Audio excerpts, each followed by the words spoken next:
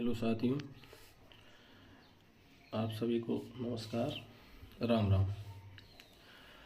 जैसा कि हमारे सामने बहुत बड़ी भर्ती वर्ग 3 चयन परीक्षा की भर्ती आ चुकी है और जो पुराना सिलेबस था उसमें थोड़ा परिवर्तन हुआ है और कुछ चीज़ें नई जोड़ी गई हैं। उसमें से हमारा एक महत्वपूर्ण टॉपिक है जो हिंदी, जो कि 15 अंक की इस सिलेबस के अनुसार दी गई है। तो साथियों, हमारे सामने वर्ग 3 की बड़ी भर्ती आ गई है। मैं आशा करता हूं कि आप सभी की बहुत बेहतर तैयारी चल रही होगी और समय बहुत कम मिला है। इस कारण से हमको पढ़ाई में बहुत ज़्यादा परिश्रम करना पड़ेगा। तो साथियों, आज मैं हिंदी का एक महत्वपूर्ण टॉपिक जो कि सिलेबस में आपके में दिया हुआ है वो है वाक्य के भेद। उस पर एक मैं वीडियो लेकर आ रहा हूँ और इस टॉपिक को अपन अच्छे से पढ़ेंगे। ये बहुत ही महत्वपूर्ण टॉपिक है, वाक्य संरचना, जो कि हमारे वर्ग 3 के सिलेबस में इकाई 3 यानी यूनिट 3 में स्पष्ट रूप से दिया हुआ है। तो आइए साथियों, बिना देरी करे हम स्टार्ट करते हैं वाक्य के भेद। तो साथियों, वाक्य के भेद मुख्य रूप से 2 प्रकार के होते हैं। एक होता है रचना के आधार पर और दूसरा होता है अर्थ के आधार पर। तो आज की क्लास में हम रचना के आधार पर वाक्य के प्रकार पढ़ेंगे। तो साथियों, रचना के आधार पर वाक्य 3 प्रकार के होते हैं। पहला सरल वाक्य, दूसरा मिश्र वाक्य और तीसरा संयुक्त वाक्य।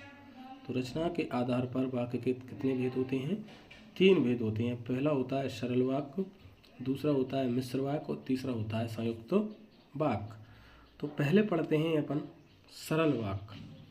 देखिए साथियों, ऐसा वाक्य जिसमें एक उद्देश्य और एक विधेय हो वह होता है सरल वाक्य।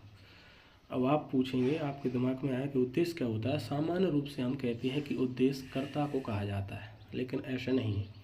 कर्ता और जो भी कर्ता का विस्तार है उसे हम कहते हैं उद्देश्य।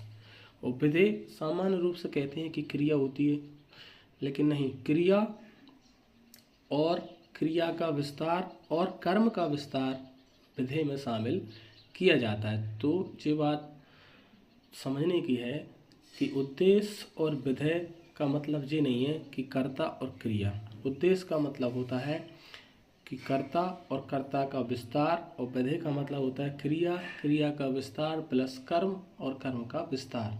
ये चीज़ें शामिल की जाती हैं उद्देश्य और विधेय में। अच्छा, सेकंड नंबर पे आए तो सरल वाक्य की पहचान क्या है? तो साथियों, सरल वाक्य की पहचान होती है कि क्रिया एक हो, यानी जो समापिका क्रिया है वो एक होनी चाहिए। जो समाप्त हो रही है क्रिया वो कितनी होनी चाहिए? एक। तो क्रिया एक हो, जिससे हम सरल वाक्य की पहचान कर सकते हैं। और एक महत्वपूर्ण नोट दिया है साथियों कि वाक्य की आदर्श स्थिति सदैव सरल वाक्य में होती है। यानी वाक्य की आदर्श स्थिति क्या होती है? वाक्य की आदर्श स्थिति वह होती है जिसमें एक उद्देश्य और एक विधेय होता है। तो वो एक उद्देश्य और एक विधेय होता है, उसको आदर्श वाक्य कहते हैं।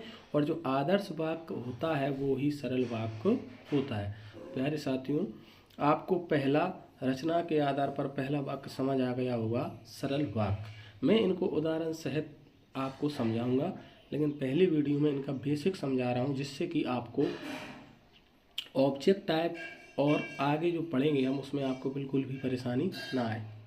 एक क्लास लेने के बाद मैं आपको ऑब्जेक्ट भी हल करवाऊंगा इसके कि किस तरह से प्रश्न बनेंगे और किस तरह से प्रश्न आएंगे। अगली वीडियो में साथियों में इसके ऑब्जेक्टिव लाऊंगा और आपको अच्छे से कंप्लीट करा दूंगा। पहले हम इसका थोड़ा बेसिक जान लें कि क्या होते क्या है, इसके बाद आपको ऑटोमेटिक समझ आ जाएगा। तो पहला साथियों आपको सरल वाक्य समझ आ गया होगा।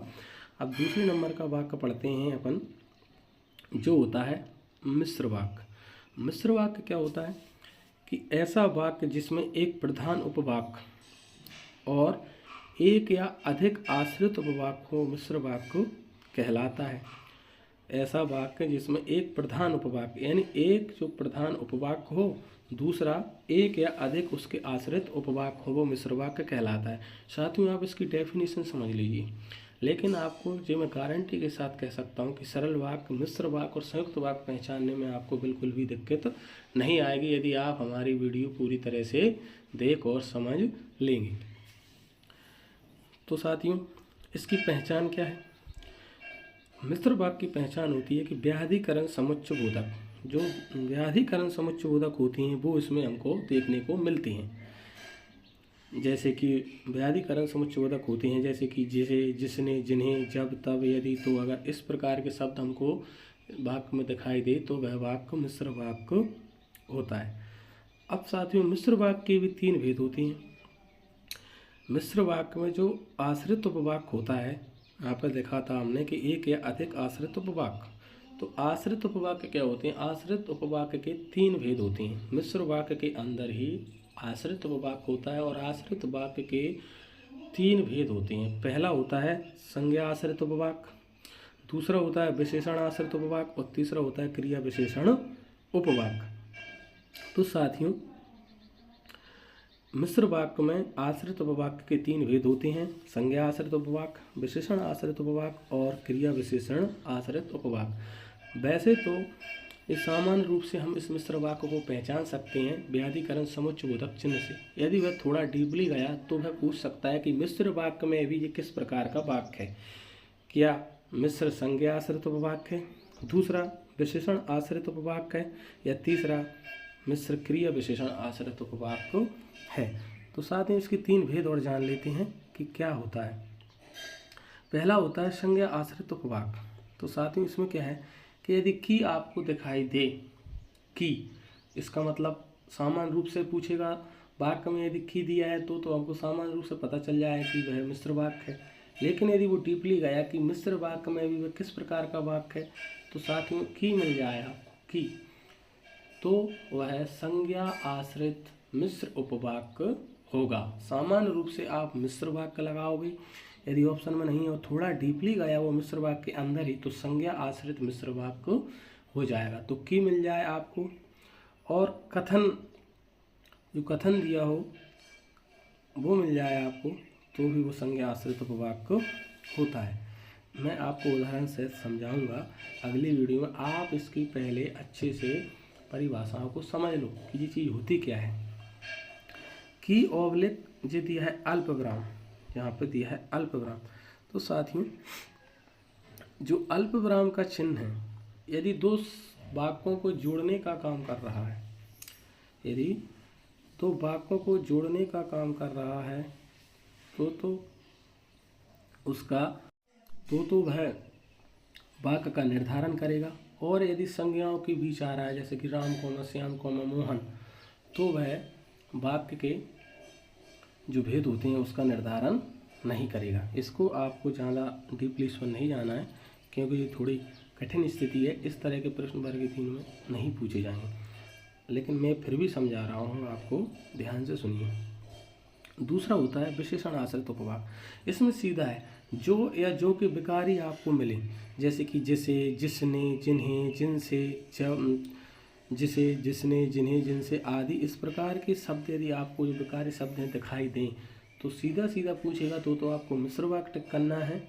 और यदि उसने मिश्र वाक्य के अंदर पूछा कि मिश्र वाक्य में भी ये कौन सा वाक्य है या कौन सा आश्रित उपवाक्य है, तो आपको विशेषण आश्रित उपवाक्य लगाना है।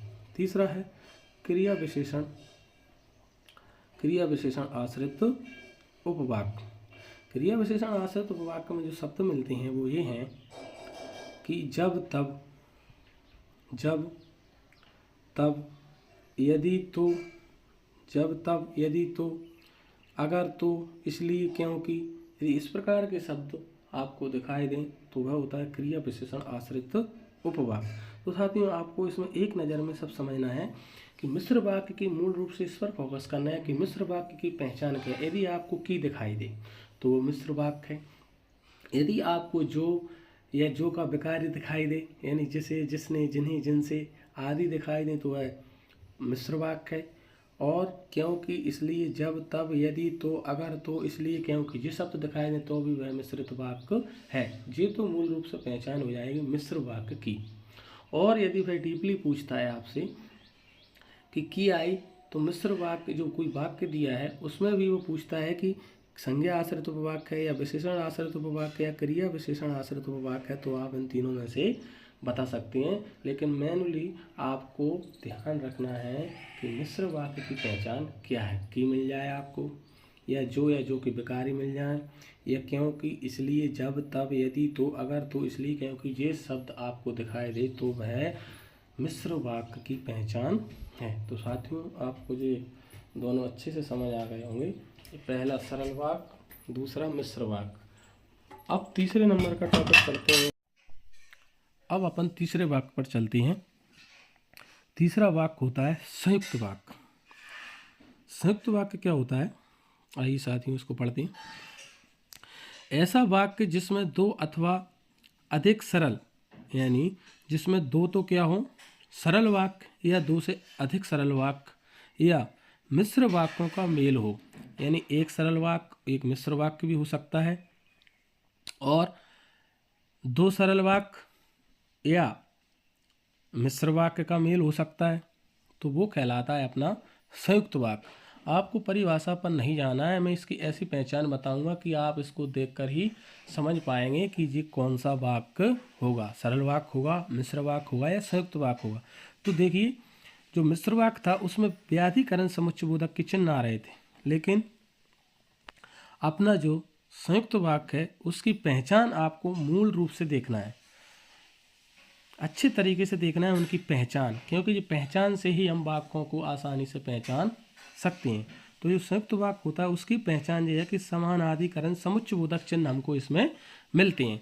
समानाधिकरण समुच्चयबोधक चिन्ह कैसे, जैसे और, तथा, एव, फिर, या, अथवा, किंवा, या, ना, चाहे, चाहे, लेकिन, किंतु, परंतु, बल्कि, मगर, पर, जबकि, अन्यथा, अतः, अतएव, फलतः, इसलिए, परिणामस्वरूप, फलस्वरूप, यानी जो भी समानाधिकरण समुच्चयबोधक के चिन्ह आते हैं उससे आपको सीधे तौर पर पहचान मिल जाएगी संयुक्त वाक्य की। तो संयुक्त वाक्य में आपको ध्यान देना है कि जो समानाधिकरण समुच्चयबोधक चिन्ह है यदि ये मिल जाए आपको तो वो ऑटोमेटिक ही संयुक्त वाक्य की पहचान हो जाएगा।